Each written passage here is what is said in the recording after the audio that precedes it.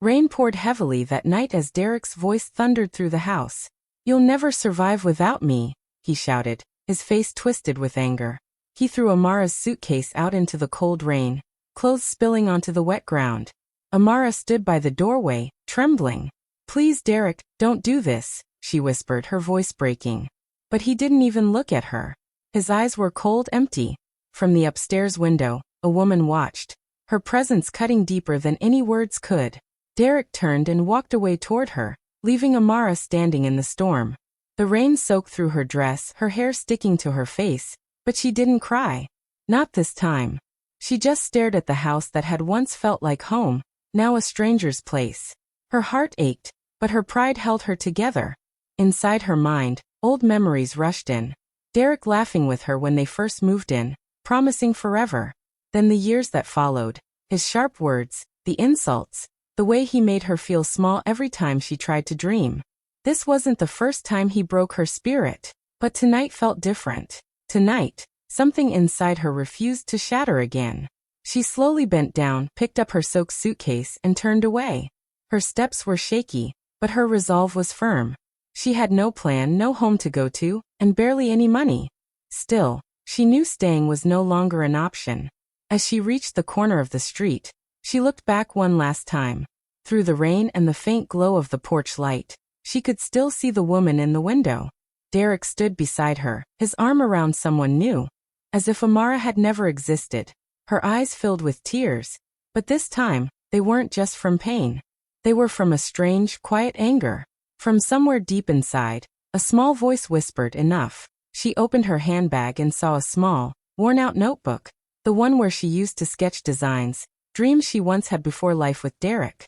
She clutched it tightly, feeling a flicker of hope beneath the storm. With nothing left but that notebook and her will to survive, Amara walked into the night, cold, broken, and unaware that this would be the beginning of her new life. That we learn how Amara once loved Derek deeply. They met at university. Two young dreamers who believed they could take on the world together. Derek had big plans for business, while Amara loved creating and designing spaces. They would sit under the old campus tree, talking about their future, the house they would build, the company they would start, the life they would share. After graduation they struggled, but they had each other. Amara worked long nights helping Derek grow their small business. She handled the details, the designs, the customers, everything that made their brand look beautiful. He handled the money and meetings. Together they made it work. But success changed Derek. Slowly, his warm smile turned into a cold smirk. The man who once said, "I can't do this without you," began to call her useless, lazy, and dead weight. He stopped asking for her opinion, and started reminding her who brought the money home.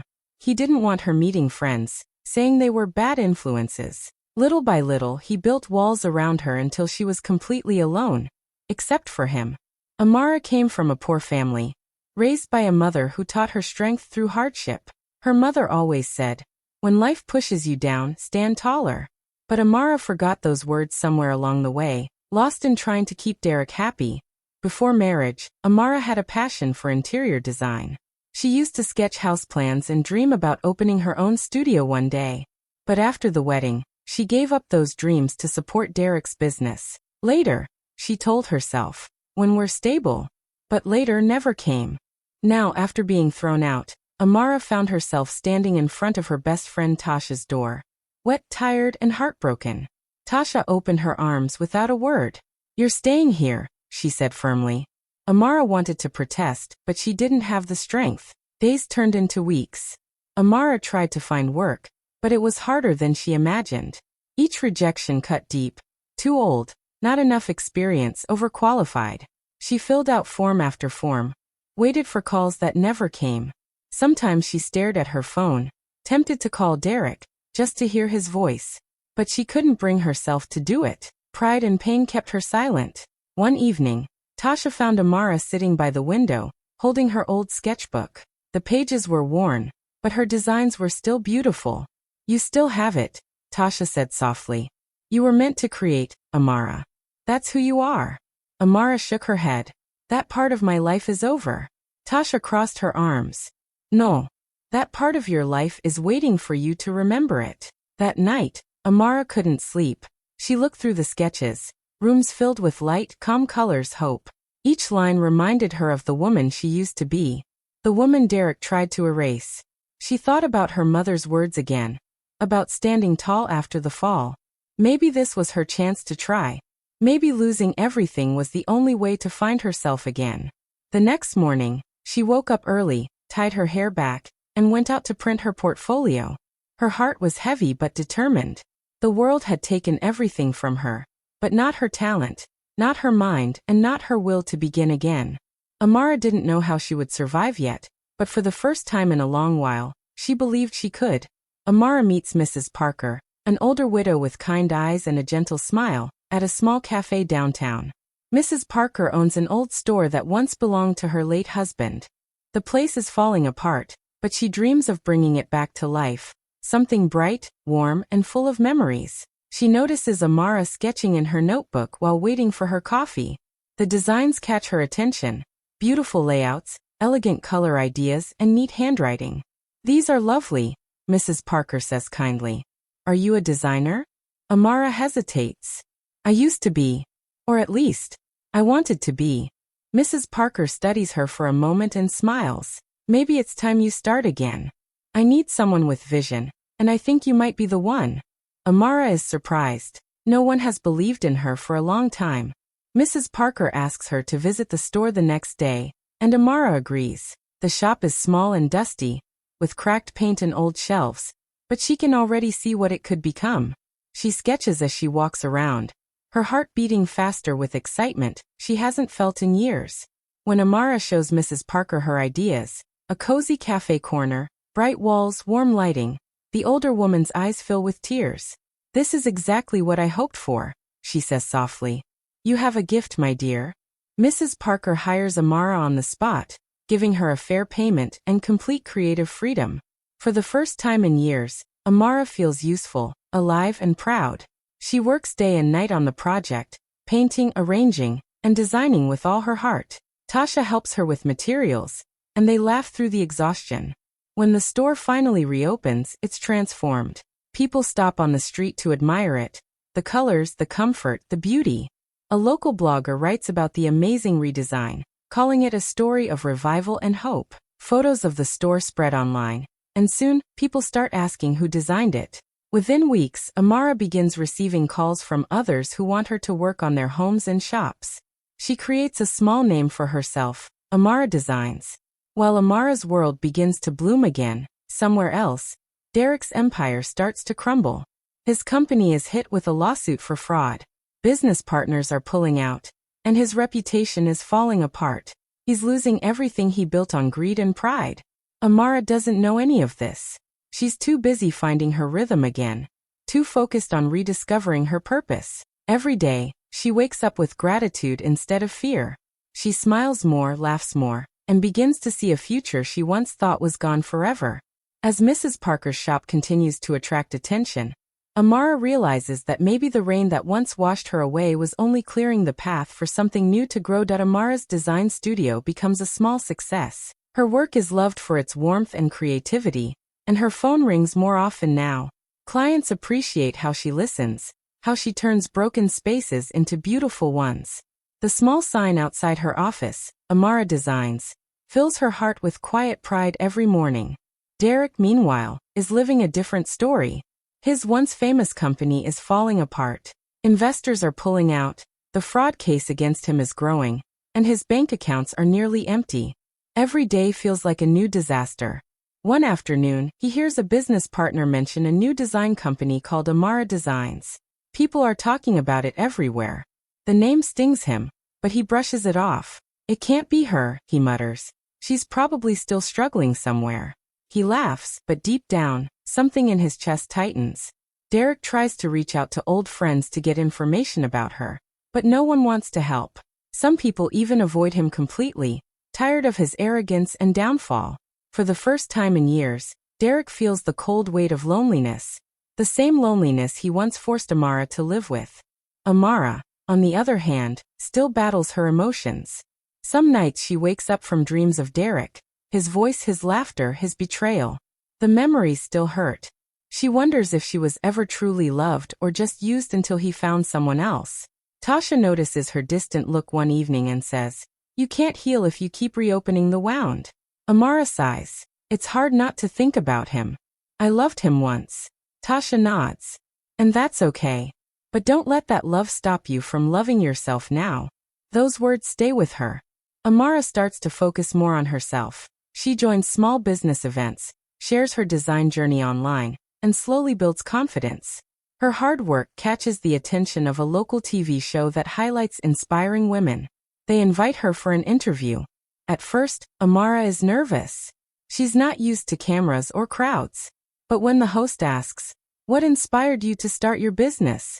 she takes a deep breath and answers honestly, "I lost everything once. My home, my dignity, even my sense of worth. But sometimes losing everything gives you the chance to rebuild the right way." She doesn't mention Derek's name, but her eyes tell the story. She talks about courage, about finding peace after pain, and about how women can rise again no matter how broken they feel. The audience is silent, moved by her honesty. After the interview airs, the response is overwhelming. Her story spreads online. Millions of people watch and share it. The woman who rebuilt her life becomes a headline. Amara receives hundreds of messages from women thanking her for giving them hope. Her small studio suddenly becomes a full business with new clients and partnerships. But success doesn't erase all the pain. One night, after a long day at work, Amara sits alone in her office. The city lights glow through the window. She opens her old notebook, the same one she carried the night she left Derek. On the first page, she finds her old sketches and a tear-stained line that reads, "One day, I'll find my strength." She smiles softly. Maybe that day has come. Somewhere across the city, Derek watches her interview on a TV in a small, nearly empty apartment. His hand freezes on the remote. Her voice fills the room. The same voice he once silenced. He realizes it's her. The woman the world is praising. The woman he said would never survive. He feels his throat tighten. The room suddenly feels smaller, colder. For the first time, he understands what he lost. Not just a wife, but the only person who ever truly believed in him. Amara, unaware that he's watching, continues to shine. Her story is no longer about pain. It's about power, forgiveness, and finding herself again. She doesn't need revenge. She has something far greater. Peace Point one night, Amara gets a call from the front desk. The guard's voice is quiet but unsure. "Ma'am, there's a man here asking to see you. He says his name is Derek." For a moment, she freezes. The name hits her like a wave from the past. She hasn't heard it in years. Her first thought is that it must be a mistake, but when she walks to the lobby, her breath catches in her throat. It's him. Derek stands there, thinner, older, and tired. His suit is wrinkled, his eyes red, and his once confident face now looks lost. The man who once threw her out in the rain now looks like the one left out in the storm. "Amara," he says, his voice cracking. "Please, I need your help. You're the only one who can save me." She doesn't speak. For a long time, she just stands there, studying him. There was a time when his words had power over her, when just hearing his voice could break her heart. But now, there's only silence and a strange sense of calm. "Come upstairs," she finally says. They walk into her office, the one she built from nothing. The walls are bright, the shelves filled with her designs and awards. Derek looks around in disbelief. This was her world now. Without him. He starts talking quickly, his voice desperate. He tells her how his company went bankrupt, how his friends turned against him, how he lost everything. "They froze my accounts," he says, rubbing his face. "I just need a small loan, Amara. I'll pay you back, please. You've always been kind. You've always had a heart." Amara listens quietly, her face calm and unreadable. The sound of his words no longer shakes her.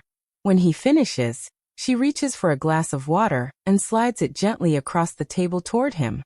"Drink," she says softly. He takes it with trembling hands. Silence fills the room again. Then Amara finally speaks.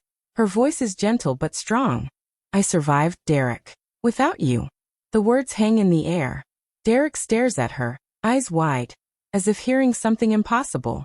Then his shoulders drop, and his face crumples. Tears fall freely as he buries his face in his hands. "I'm sorry," he whispers over and over. I didn't know what I had. I was blind. Amara watches him, tears glistening in her own eyes, but they are not from pain. They are from release. For years, she imagined what she would say if this moment ever came. Anger, revenge, bitterness. But now she feels none of that. Only peace. She stands and walks to the window, looking out at the glowing city lights. You were right about one thing, she says softly, turning back to him.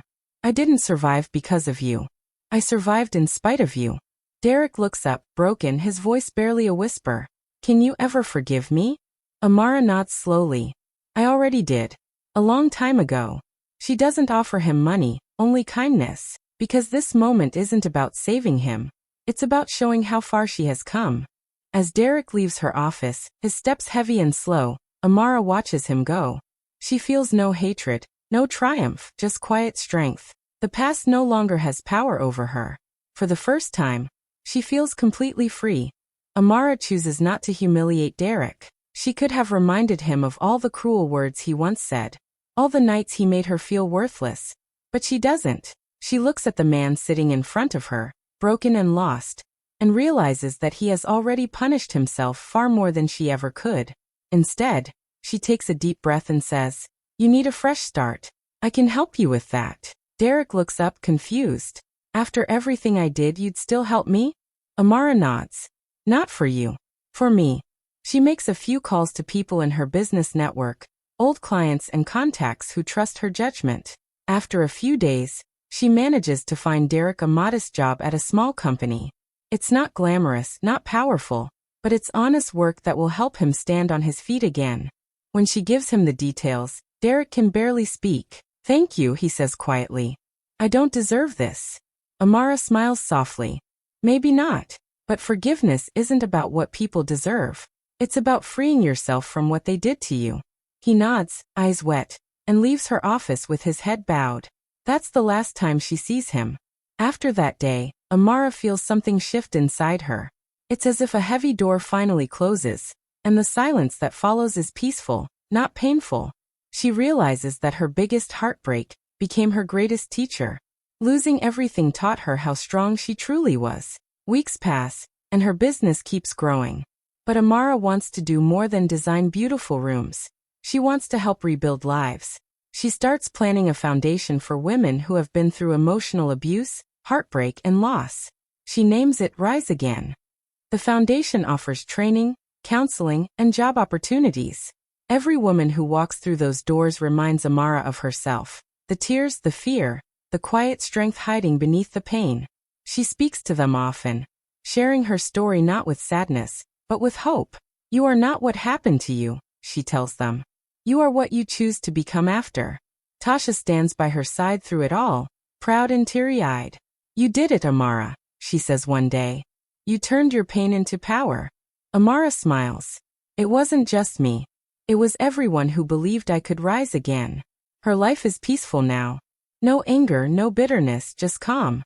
She finally understands that forgiveness isn't weakness, it's strength. By helping Derek, she didn't just give him another chance, she gave herself freedom. And as her foundation grows, so does her heart. The woman who once stood in the rain with nothing now stands tall. Surrounded by women she's helping find light after darkness. Amara has found her peace.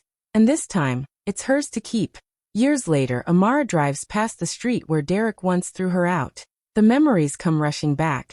The rain, the shouting, the cold fear that had filled her heart. She slows the car, stops, and looks at the house. It hasn't changed much, but she has. She smiles softly, not with anger, not with regret, but with gratitude. Gratitude for the strength she found when she had nothing, for the life she rebuilt from the ground up, and for the woman she became because of it all.